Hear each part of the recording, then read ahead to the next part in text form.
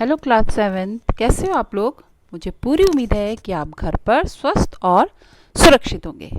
बच्चों, जैसे मैंने आपको बताया था पहले, हमने पाठ 2 अन्याय का विरोध नामक पाठ का वाचन किया था।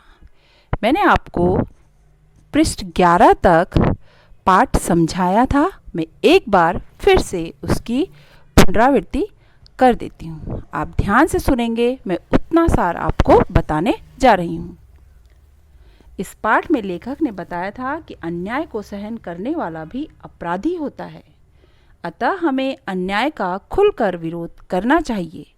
एक बार लेखक ने अपनी गवर्नेंस जूलिया की परीक्षा ली थी। वे देखना चाहते थे कि वह अन्याय सहन करती है या उसका विरोध करती है। जूलिया विधवा थी। लेखक उसके वेतन से कुछ रुपए काट लेते हैं क्योंकि उसने अवकाश लिया था। लेखक ने उसे बताया कि उसे काम करते हुए 2 महीने 5 दिन हुए थे और उसने 3 छुट्टियां की थी और 9 इतवार वह नहीं आई थी, यानी 12 दिन काम नहीं हुआ। लेखक ने कहा कि वह उसकी तनख्वाह में से 12 रूबल काट लेगा। जूलिया की आंखों में आंसू आ गए। लेखक ने बताया कि तुमने चाय की प्याली भी तोड़ी थी, जो कि बहुत कीमती थी। जूलिया ने सोचा कि उसके भाग्य में तो हमेशा नुकसान ही उठाना लिखा है। लेखक ने जूलिया पर कई इल्ज़ाम लगाए, परंतु जूलिया ने एक शब्द भी नहीं कहा। तो देखा बच्चों आपने कि यहाँ तक मैंने आपको पाठ का वाचन करवाया था और एक बार पुनरावृत्ति भी करवा दी है। उम्मीद है कि आप लोग ध्यान से इस पाठ को समझ रहे होंगे। तो चलिए बच्चों, अब हम आगे का वाचन करना प्रारंभ करते हैं। आप ध्यान से देखेंगे। हाँ, याद आया, मैंने डायरी देखते हुए कहा, 1 जनवरी को तुमने चाय की प्लेट और प्याली तोड़ी थी। प्याली बहुत कीमती थी, मगर मेरे भाग्य में तो हमेशा नुकसान उठाना ही बदा है। चलो, मैं उसके 2 रूबल और कम कर देता हूँ। अब देखो, उस दिन तुमने ध्यान नहीं रखा और तुम्हारी नजर बचाकर कोलिया पेड़ पर चढ़ गया और वहां खरोंच लगकर उसकी जैकेट फट गई। 10 रूबल उसके कट गए। इसी तरह तुम्हारी लापरवाही के कारण नौकरानी ने वान्या के जूते चुरा लिए। अब देखो भाई, तुम्हारा काम बच्चों की देखभाल करना है। तुम्हें इसी के तो पैसे मिलते हैं। तुम अपने काम में ढील दोगी तो पैसे कटेंगे या नहीं? मैं ठीक कह रहा हूँ ना? तो जूतों के लिए 5 रूबल और कट गए। और हाँ, 10 जनवरी को मैंने तुम्हें 10 रूबल दिए थे। जी नहीं, आपने मुझे कुछ नहीं दिया, जूलिया ने दबी जुबान से कहा। अरे, मैं क्या झूठ बोल रहा हूँ? मैं डायरी में हर चीज नोट कर लेता हूँ। तुम्हें यकीन न हो तो दिखाऊं डायरी? जी नहीं, आप कह रहे हैं तो आपने दिए ही होंगे, अश्रु भरे स्वर से उसने कहा। दिए होंगे या नहीं? दिए हैं, मैंने कठोर स्वर में कहा। तो ठीक है, घटाओ 27 41 में से बचे 14, ठीक है ना? उसकी आंखें आंसुओं से भर उठी। उसके तमाम शरीर पर पसीना छलछला आया। कांपती आवाज में वह बोली, मुझे अभी तक एक ही बार कुछ पैसे मिले थे और वे भी आपकी पत्नी ने दिए थे, सिर्फ 3 रूबल। ठीक है, मैंने स्वर में आश्चर्य भरकर कहा, और इतनी बड़ी बात तुम्हारी मालकिन में मुझे बताई तक नहीं।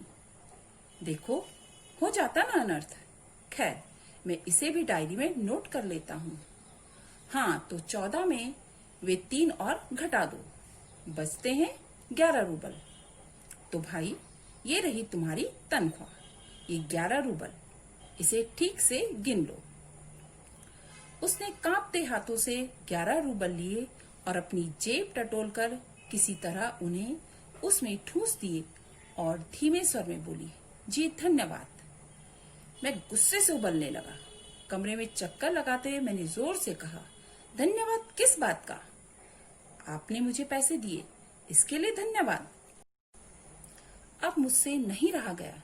मैंने ऊंचे स्वर में लगभग चिल्लाते हुए कहा, तुम मुझे धन्यवाद दे रही हो, जबकि तुम अच्छी तरह जानती हो कि मैंने तुम्हें ठग लिया है, तुम्हें धोखा दिया है, तुम्हारे पैसे हड़प लिए हैं।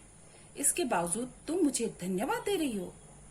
जी हाँ, इससे पहले मैंने जहाँ जहाँ काम किया उन लोगों ने तो मुझे एक पैसा तक नहीं दिया। आप कुछ तो दे रहे हैं। उसने मेरे क्रोध पर ठंडे पानी का छींटा सा मारते हुए कहा। उन लोगों ने तुम्हें एक पैसा भी नहीं दिया? जूलिया, मुझे बात सुनकर तनिक भी ताज्जुब नहीं हो रहा है। मैंने कहा, फिर स्वर धीमा कर मैं बोला, जूलिया, मुझे इस बात के लिए माफ कर देना कि मैंने तुम्हारे साथ एक छोटा सा क्रूर मजाक किया, पर मैं तुम्हें सबक सिखाना चाहता था। देखो जूलिया, मैं तुम्हारा एक पैसा भी नहीं काटूंगा। देखो, ये तुम्हारे 80 रूबल रखे हैं, मैं अभी तुम्हें दूंगा, लेकिन उससे पहले मैं तुमसे कुछ पूछना चाहूंगा। जूलिया, क्या यह जरूरी है कि इंसान भला कहलाए जाने के लिए इतना दब्बू, भीरू और बोधा बन जाए कि उसके साथ जो अन्याय हो रहा है उसका विरोध तक न करे, बस खामोश रहे और सारी जातियां सहता जाए? नहीं जूलिया, नहीं। इस तरह खामोश रहने से काम नहीं चलेगा। अपने अस्तित्व को बनाए रखने के लिए तुम्हें इस कठोर, निर्मम और हृदयहीन संसार से लड़ना होगा। अपने दांतों और पंजों के साथ लड़ना होगा, पूरी ताकत के साथ। याद रखो जूलिया कि इस संसार में दब्बू और बोधे लोगों के लिए कोई जगह नहीं है, कोई जगह नहीं है। बच्चों, ये पाठ आज यहीं पर समाप्त होता है। मैं आपको इस पाठ का बचा हुआ सार बताना चाहती हूँ।